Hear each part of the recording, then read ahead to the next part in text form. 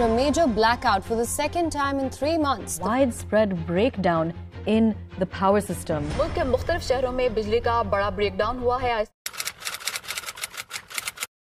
अस्सलाम वालेकुम। 23 जनवरी 2023 को सुबह 7:34 पर चंद शहर नहीं, एक दो प्रोविंसेस नहीं, बल्कि पूरे पाकिस्तान में पावर सप्लाई पूरी तरह कट हो जाती है। वक्ती तौर पर तो सबको लगता है कि एज यूजुअल लाइट गई है, थोड़ी देर में आ जाएगी, क्योंकि पाकिस्तान में ये आम सी बात है। लेकिन जब 2-3 घंटे गुजर जाते हैं, लोगों के बैकअप्स भी जवाब दे जाते हैं, तो मामला खुलकर सामने आता है। पाकिस्तान की पावर मिनिस्ट्री स्टेटमेंट देती है कि बिजली की फ्रीक्वेंसी कम होने की वजह से पावर ब्रेकडाउन हुआ है, जिस पर काम जारी है। पाकिस्तान के एनर्जी मिनिस्टर खुर्रम दस्तगीर एक इंटरव्यू में कहते हैं कि विंटर में इलेक्ट्रिसिटी डिमांड नेशनली काफ़ी लो हो जाती है और इकोनॉमिक मेजर के तौर पर हमने टेम्पोरेरीली पावर जनरेशन सिस्टम बंद कर दिए। लेकिन जब 23 जनवरी की सुबह उन्हें दोबारा स्टार्ट किया गया तो साउदर्न पंजाब में दादू जामशुरा में वोल्टेज और फ्रीक्वेंसी फ्लक्चुएशन नोटिस की गई, जिसकी वजह से पावर जनरेशन यूनिट्स एक एक करके बंद हो गए। आमतौर पर पाकिस्तान समेत वर्ल्ड वाइड 50 हर्ट्ज की फ्रीक्वेंसी जनरेट होती है हमारे पावर सिस्टम्स में। इसी वजह से हमारे पावर स्टेशन से लेकर इलेक्ट्रिकल अप्लायंसेज तक हर चीज़ इसी फ्रीक्वेंसी के हिसाब से डिज़ाइन की जाती है।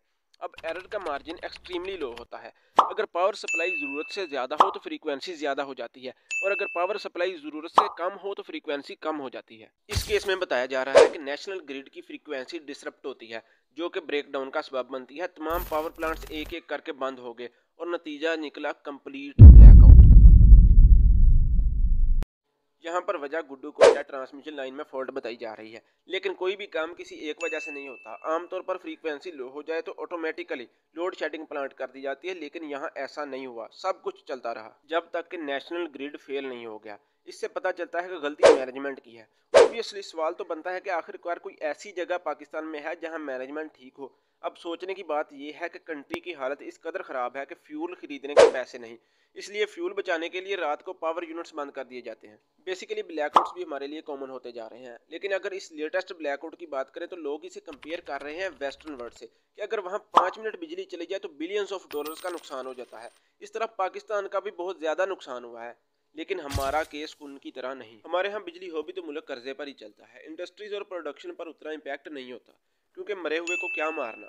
हमारी इंडस्ट्रियल मैन्युफैक्चरिंग पहले ही बराए नाम है। हाँ, चंद नुकसान ज़रूर हुए हैं, जैसा कि हॉस्पिटल्स में वेंटिलेटर्स और ऑपरेशन थिएटर बिल्कुल बंद थे। उसकी वजह से क्या कुछ हुआ कोई नहीं जानता। इसके बाद गुड्स स्टोरेज, जिनमें चीज़ों को प्रिजर्व किया जाता है, वो भी बिल्कुल बंद थे। और जो रही सही इंडस्ट्रीज अपना काम कर रही थी, उन्हें भी अब रेड सिग्नल मिल गया कि इस कंट्री में आपके काम की कोई गारंटी नहीं।